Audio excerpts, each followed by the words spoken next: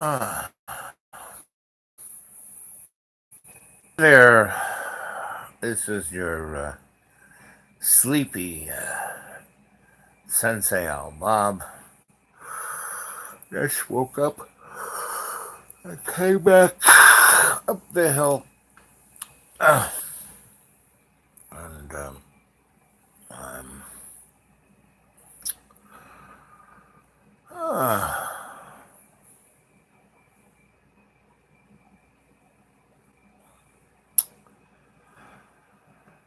oh, I was just wondering how you're doing. If you saw the wedding, the dinner party, and the troubadour.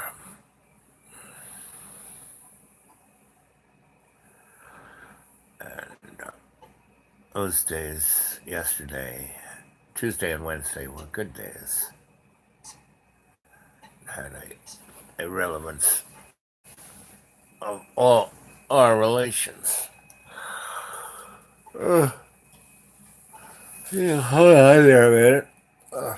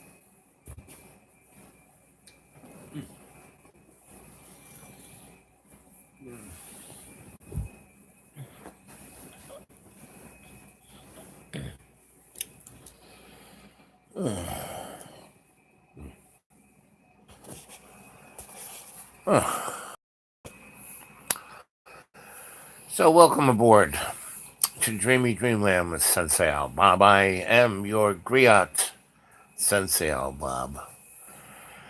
And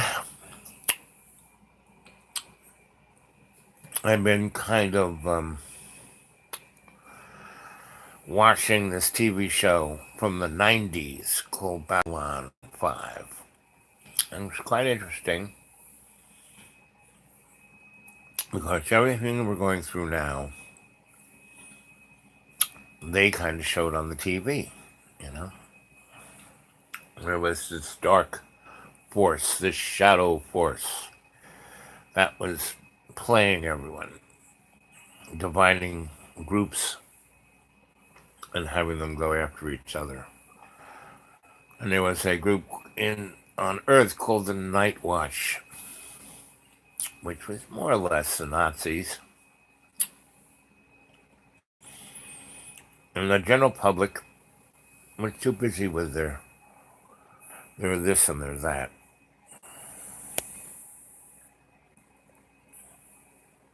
Hey there, Jane.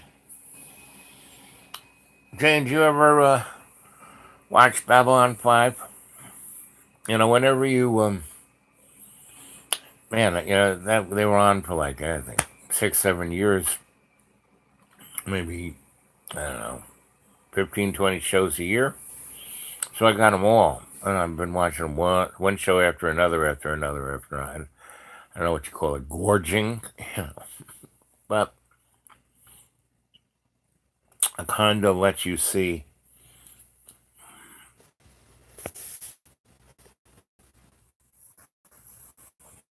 Anyway, it was because they're interesting. They're definitely dated, very much kind of an opera. right? Um, I'm way more interested in the script, the characters, and the story arc than I am with, you know, technology or special effects or any of the, you know, that. And both those shows deal with. They have very interesting prefaces, and Stargate's really interesting in that because people can like walk through a doorway and go to really faraway lands and see things, and they can postulate all kinds of stuff. Um, I like that. That's why I like Stargate. And Babylon 5, really, I just kind of stumbled across it at a library, and it really is mirroring what we're going through right now, politically, socially, spiritually. It is quite interesting, and the basic premise is that what every week people go through on this show, Babylon 5, is your German is your human kind of experience, no matter what alien they are, right? They all represent the good and bad that are people. And it has a large, it has a micro and a macro kind of look at things. And the big picture is this, nasty evil, and a larger good. And but it's interesting to see how the individual characters relate within the context. So that's why I've been watching. And right now the conflict, it kind of started up slow, and you get to know the things, and now it's kind of right in the middle of it. And the Earth politics is like everyone was divided and conquered, and a bad character kind of showed up, and it's kind of like what's happening right now. Everyone's getting tribal, breaking up into their little groups. No one's kind of, I was talking to this lady, so I got these orthopedic shoes. It took me weeks and weeks and weeks of paperwork, blah, blah, blah. I went and got the shoes, and they said, oh, by the way, they'll cost you $200. I said, what, it's supposed to be covered. Oh, no, you know, um, your health care is being trimmed down by the present administration's budget. You know, so anyway, I said, all I have is $5 in my pocket. And the lady, I said, either I walk out and my feet fall over, off, or I wear these shoes. And you want to take the shoes back? You know. And the lady said, well, we'll take $5 a month. I said, okay. Well, gee, thanks. And that's kind of, so I can get people to bend the rules for me, but not everyone can. And I was in that waiting room for a number of hours, and it was all poor people, right? And the most human of the poor people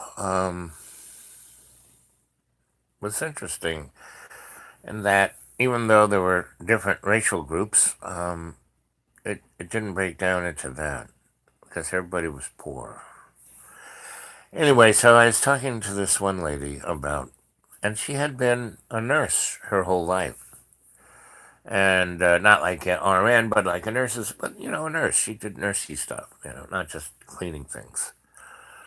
And she said, um, I saved, but I put my kids through school and helped everyone else, and now here I am, and I don't have much. And I said, well, how are you doing with that? She goes, well, very good.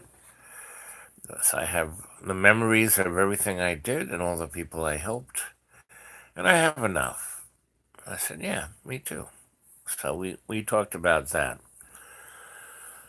And, you know, like before I do the show, the morning or the evening one, I kind of read things and look at stuff. And we have this bomber. It's called the B-2 bomber, right? Each bomber cost $1 billion, right? And we've crashed two of them, right? They built 22 of them. We crashed two. We now have um, basically 20 left. And they were designed to penetrate Russia and drop nuclear weapons in Russia, right? And each aircraft cost $1 billion, but to um, you know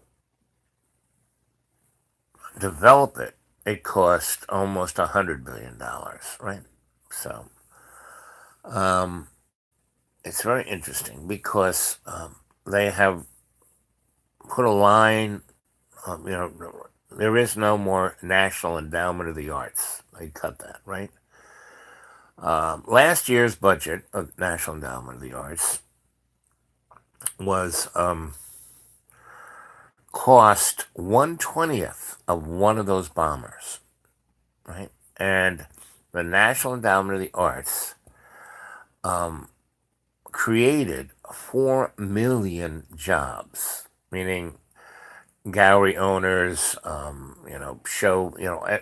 right, and teachers in schools, and they by cutting that National Endowment of the Arts, there's going to be no more art in school, no more music in school, no more theater in school, no more poetry in school, right? And you look at this little scandal of the rich people, getting their kids into not just by buying, putting their name on it that way, and pretty much all the rest of the rich people, the Kennedys and the you name it, they all got into school because their mommies and daddies bought their way in there. I mean, I went to a prep school, a Winchendon School for Boys. I went to school with the richest people on this earth. And Joe Kennedy, who's now a congressman, I think, was my roommate for one semester. And he used to give me a hard time for reading books. Why are you reading so many books? Because he'd be off, in his bed doing whatever he was doing, and I'd be, at my desk reading and writing. And he goes, why do you do that? Why do you read so many books? And I said, because, that's how you learn things. And he said, well, I don't have to. I'm a Kennedy. People, you know, take care of whatever I need. I don't need to learn anything.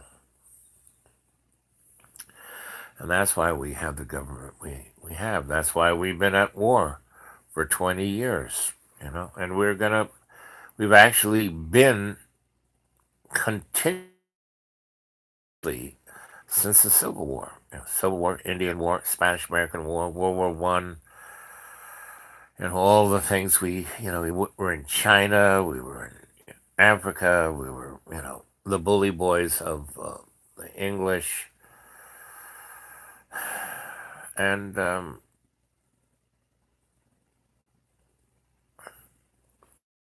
even those folks, you know, friendship was never part of their thing. It was power. And power, what does power do? It corrupts. And ultimate power corrupts ultimately, you know. And so again, I say we have this window of opportunity.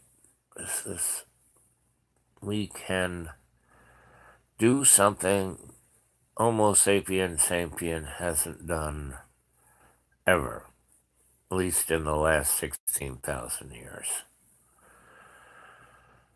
And the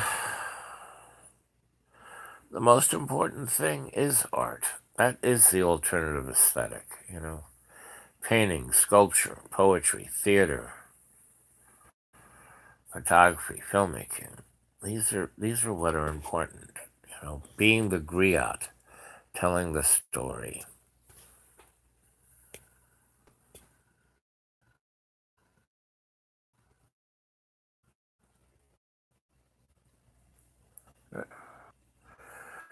Day Dragon. So I've been watching Gorging on Babylon 5 and looking at very interesting because this thing they made about 20 years, they made it in 91, almost 30 years ago. And they're telling the story of what's happening right now. Now, I don't know if it's going to give us a happy ending,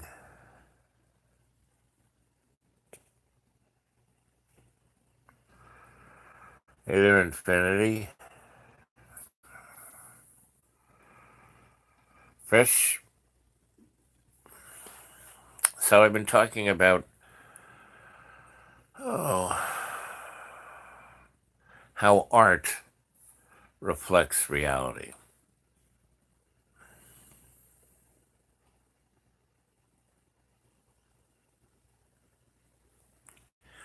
Did you guys look at yesterday's chats? Did you see the happy wedding couple? Did you see the woods overlooking the waterfall where they got married, where I did the ceremony? Did you see the street busker? Listen to that song he's got, and look at him. Look at his eyes. Look at him. That's someone who the powers that shouldn't be view as a other or disposable. You know, and that guy's heart, his soul is so deep.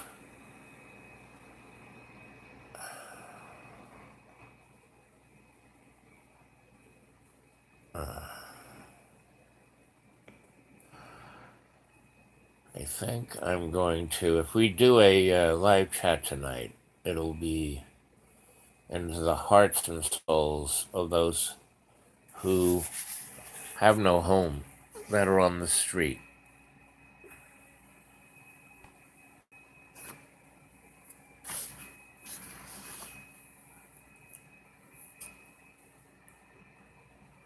Yep, it's a two-way mirror.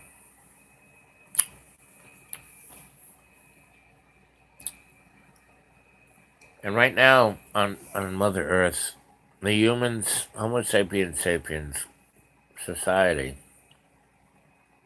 human welfare, probably is at its best in that more people are safe, more people are fed, more people are educated. Now, there are wars all over the place, but at least right at this moment, they are regional. And even though there's great chaos, great suffering, great trauma, we're not in a world war. You know? But we're not far from one. One little mishap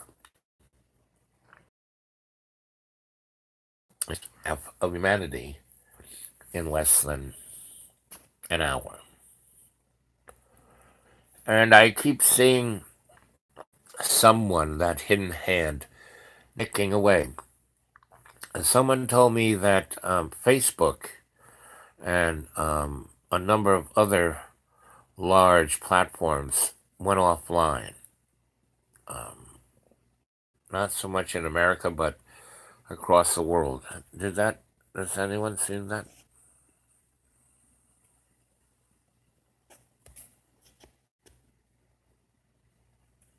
Yep.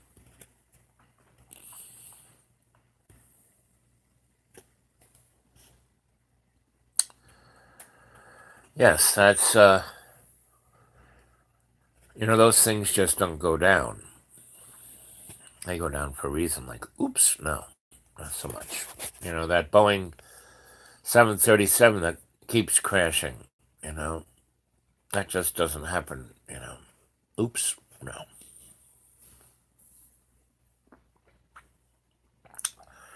And the neocons, they want to have more bigger wars. So and when I say neocons, they're not just in our country. Saudi Arabia, Israel,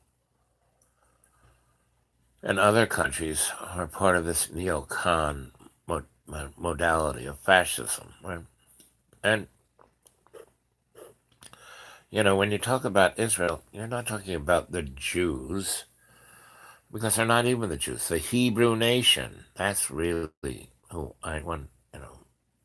We want to talk about the Hebrew nation. Jews, they're like the jewelers. No, Hebrews, the children of God. It's the Hebrews, right?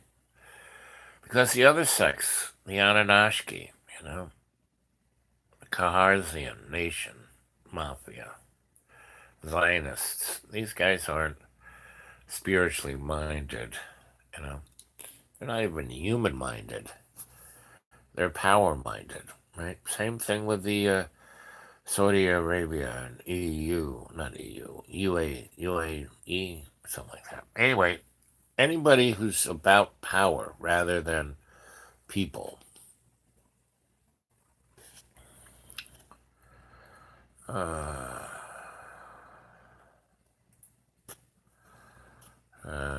raised.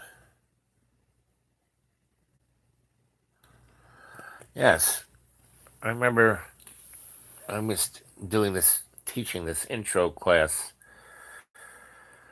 when the university I worked at, I was doing research, but whenever they had a class, I needed somebody, and they didn't really want to hire somebody. They say, "Hey, I want to teach this," and I say, "Sure, $100 a class, and give me an assistant and an office. I'll gladly do it." And I did an intro class once, and we were talking, and I was talking about all our relations, how everything was connected. Not, no textbook. I was talking about that. We go out in the woods and sit, and look down at the roots of the tree. Anyway, this one girl said to me, "I don't need to learn this. I don't need to know about a tree. I don't need to sit here and meditate because I'm a born again Christian, and end times are coming soon, and you know that's why I drive my Escalade all by myself, and I don't care about the landfill, and I don't care about spoiling the air and the water, and I don't care that species die, because I'm going to heaven and the rest of you are going to hell." And I said, "Yeah, good luck with that, because that's not what's going on here. These aren't end times. These are just times, and it's how we live our life that counts, that God is looking at." Now, again, I never like using the term God or Lord because that's pretty patriarchal. I'm more, what I say, it's love's co-creation that is the great creator.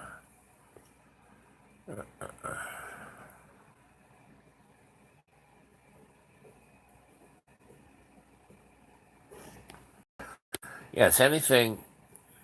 It's like there used to be a senator. His name was Wellstone, and he was like the only guy who didn't take the envelope. The only guy trying to this during the Bill Clinton years. And he was the honorable guy. He stood up for every righteous thing and really knew how to, get the word out to the public and what was going on. And he was an amazing guy.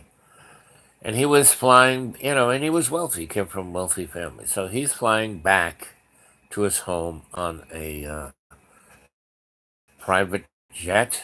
And he had his wife, dog, and his staff on the airplane with him. And they were coming into, his regional airport. And the airplane fell out of the sky. And this was a Gulfstream 3 or 7 or top of the line, right? It had a glass screened, you know, um, when a plane is flown, right? And that means everything was fly by wire, everything was run by silicon chips. And this aircraft, it was a beautiful day. The wind, it was nothing weather-wise. The airplane was fine, everything was good, and it fell out of the sky, burst in a ball of flame. Everyone died. And this is one of the only aircraft the NTSB has. This crash was never, completely, because what happened was a friend of mine told me that that aircraft had been hit by a microwave pulse and fried every single chip in that aircraft, and it just fell out of the sky because there were no cables, there were no mechanical, and everything was electronic, and the microwave beam just fried everything because nothing was like wasn't a military aircraft, so it just fell out of the sky. And, something. And another friend of mine, there was back in the day, a Sanyo or uh, you know, who's the Korean guys who make a good deal the cell phones. Anyway, um, there was a version 3 or 4 years ago that kept catching fire in people's pockets, right? And they thought it because they were using instead of an alkaline battery, they were using the more efficient batteries, and they thought, oh, that's the problem. Where in reality, what happened was uh, when that company who made it, that was the first cell phone where an artificial intelligence designed the whole thing. From soup to nuts, software, hardware, everything, right? And when they opened it up and looked at the operating system, they couldn't figure anything out. The AI had used a they couldn't even understand, and it looked like murdering people on purpose because subjectively they were looking at the people who were caught on fire, and they were all pretty much scumbags.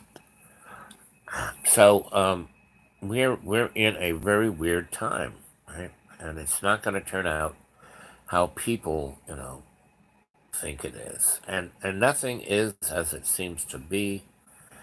And all the characters playing the theater, like you look at all our congressmen, senators, it's like a joke, There isn't one single, all of those guys are progressives. They're like, forget about it. Bernie, he wants to be a come on, he's still there. Why is he still there? Because he took the pay package. Every one of those politicians. We had the best politicians money could buy, and they're all not one.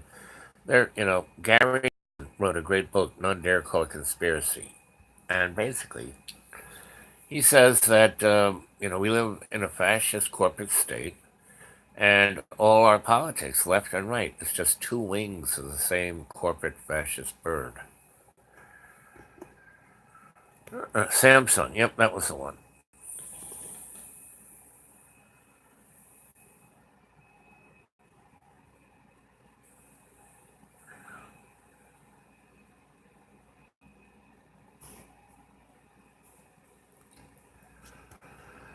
Well, again, as I say, all of the agenda, everything that that you see, even, I keep saying, don't believe a word I say.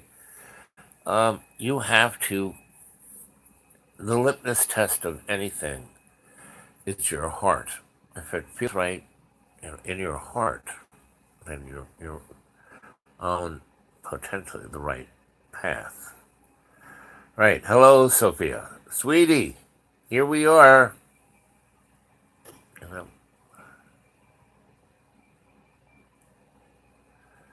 Yep, duality, polarity, law of duality is the game of fear. Yep, yep. Right way, long life, death when I want what I want not. Yep. Hey, let's see.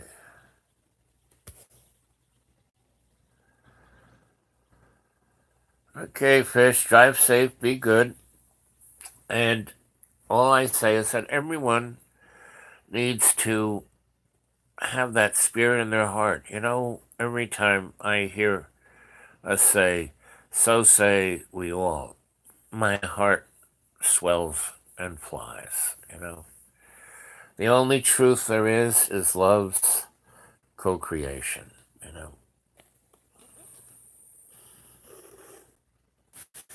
Yep. Uh,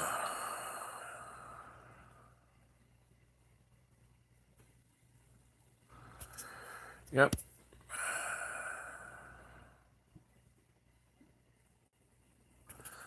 But Sophia, the thing is, you're part of the cadre. It's not like you're a demigod. It's like me. You know, I don't step into the spotlight and be the ooh. No, I'm your Sensei Al Bob. I'm your griot. I tell you the story, and I kind of lead by example, you know. And if we all did that, we'd have heaven on earth pretty much right away.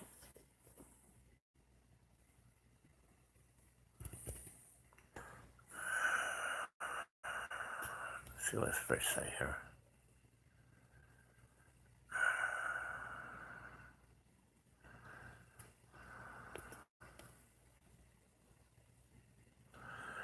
Yeah, Sophia, move forward bite by bite.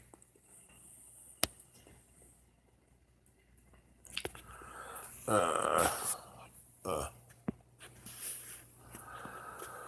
So that's why going to state, you know, is important because it gives us the ability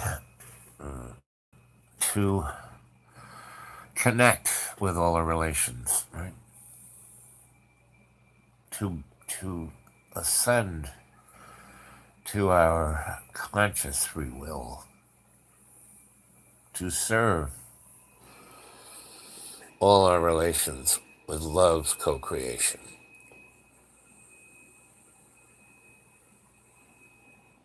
Yep, the kingdom of heaven is in our heart always. Yep. Thank you, Infinity. Anyway, so uh, I stayed in a hotel last night. No, the night before, Tuesday night to Wednesday, and I got bit up by bugs, and the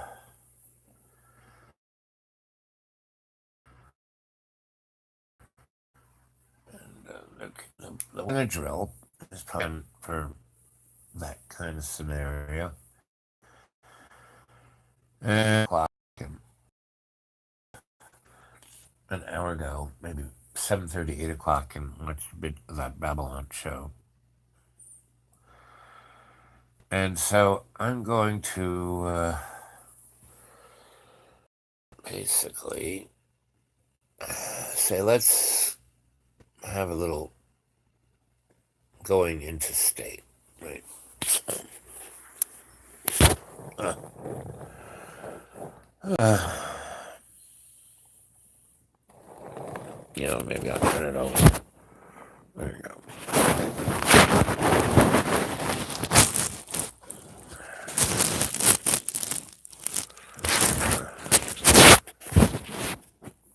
There we go. Uh, so everyone get comfy, get in a chair or bed or something. Uh,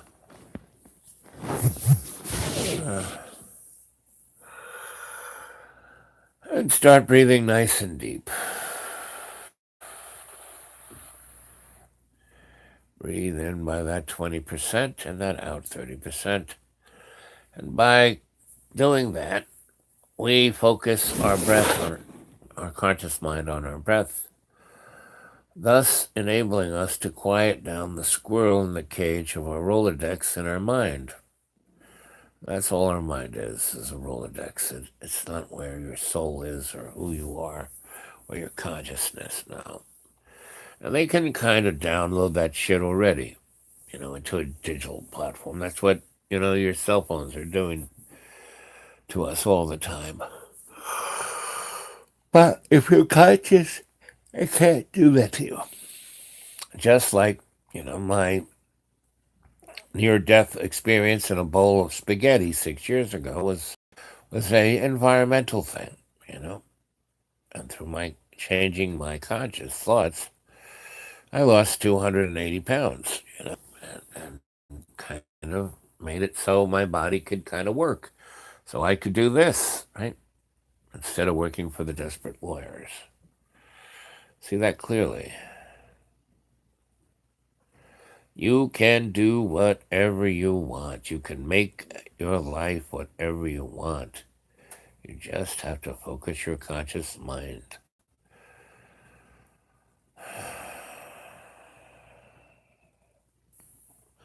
So, one, your conscious mind is totally focused on your breath. You're in a deep, deep, deep, deep state of conscious relaxation.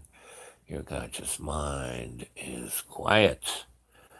And you're seeing, you're breathing in that prana, right? It's going into your lungs, and you're breathing in that extra 20% that's rising your diaphragm and expanding your lungs, allowing that prana to go into your blood, into your heart. Your heart is pumping the blood through your lungs, and your iron rich blood is absorbing all of that. You're going deeper and deeper into a state of relaxation. You see the current in your imaginary mirror. You see every cell of your body. You see the mitochondria just kind of all sparked up. Little lightning bolts traveling, skidding across every cell of your body. See that creating, as you breathing in that extra 20% and breathing out that 30%, eliminating more toxins through your breath than any other way. See it clearly.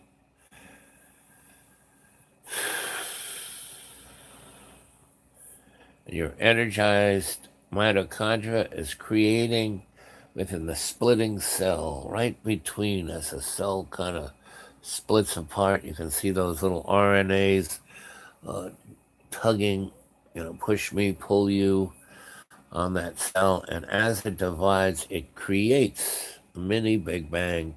It creates the release of photonic energy in every cell of your body. And that is what causes the animation of your avatar, your bag of water, your mud puppet, right? But that's not who you are. You are not your avatar. You are not your mud puppet. You are awake and you are conscious and you're breathing that extra 20%. And you're illuminating yourself in your imaginary mirror. That's right behind your eyelids where you have REM sleep. You see it clearly. You can see whatever you want to see in your imaginary mirror. See it clearly now. And two, you're going deeper and deeper relaxation.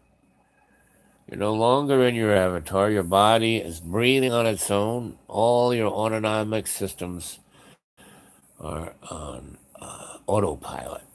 See it clearly. And you're comfortably sat, where you're lying down and you're relaxing. And you're taking that white light that surrounds you completely and you're shining it into your subconscious mind. It's not a scary place of monsters. It is the library of your Akashic records. You're walking into your library, and in front of you is your fireplace of the eternal flame, the blue flame going up. But no, any kind of master, ascended master that you need, can come and be delivered to you through your chimney.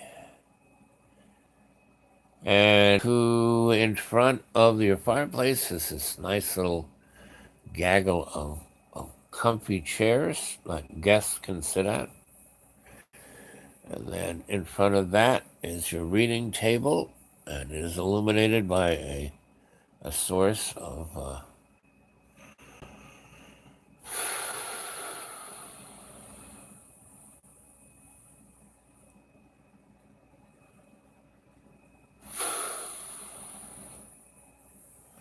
illuminated light. See it clearly. And to the left of your reading table, reading chair, nice comfy chair. So sit down in the chair, your librarian brings you a Akashic record.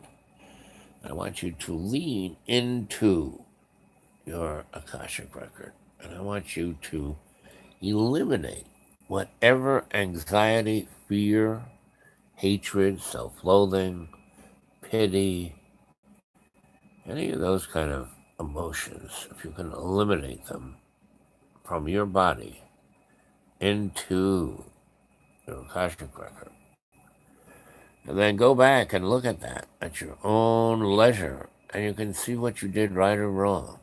See it clearly.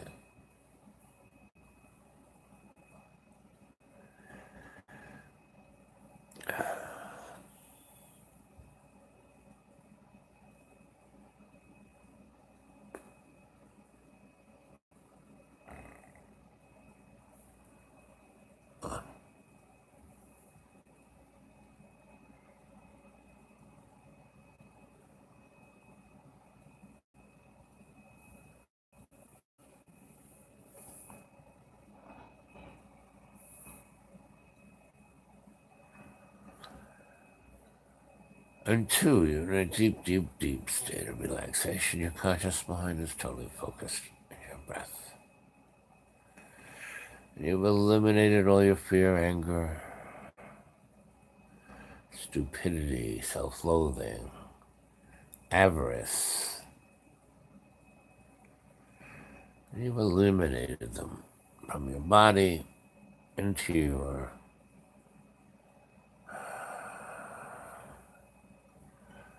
pretty wild mohawk angel ring hairstyle.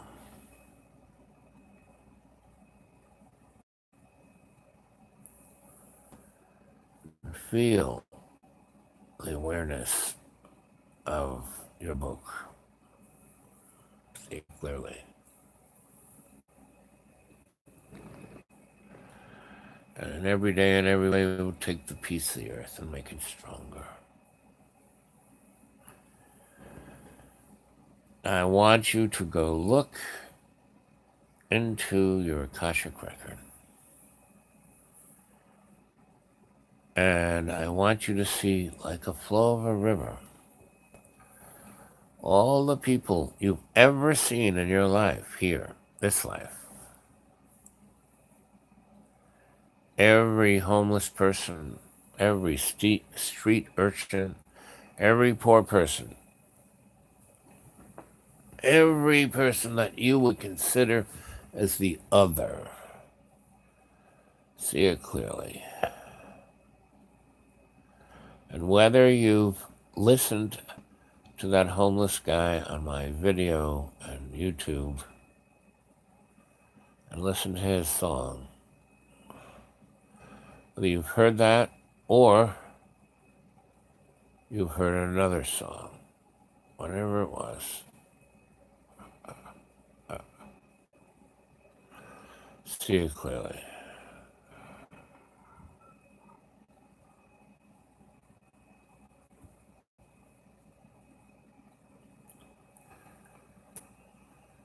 And I want you to feel what it's like to be a homeless person.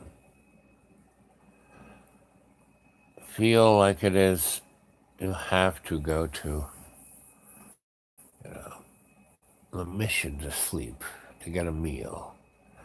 And you can't get your meal unless you sit in the chapel with all the rest of the homeless people for an hour and be quiet. And then after an hour of that, you get up and you walk away.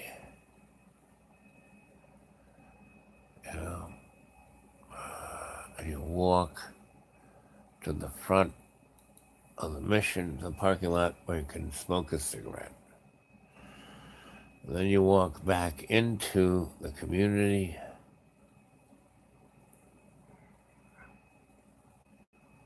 And you have a great resolution, a vision about homeless people. See it clearly.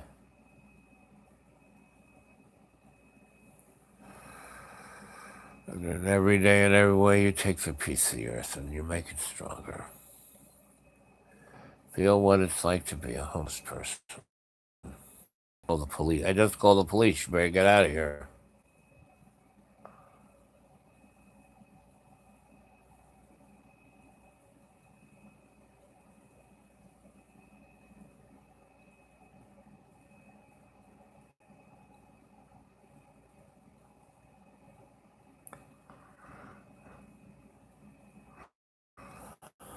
Yep. Yeah, yeah, yeah.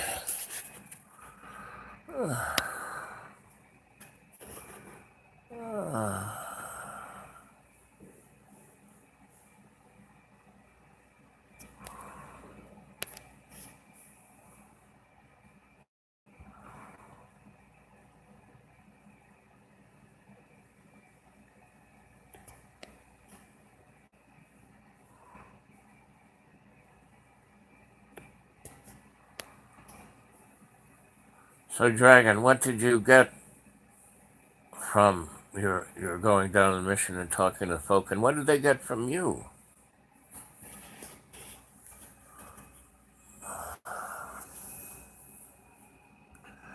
What did they get from you?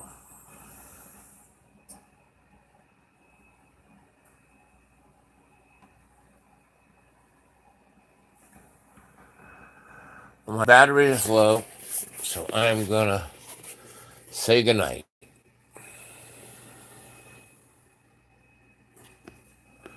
Taught each other a lot. I love you guys. I'll catch you later.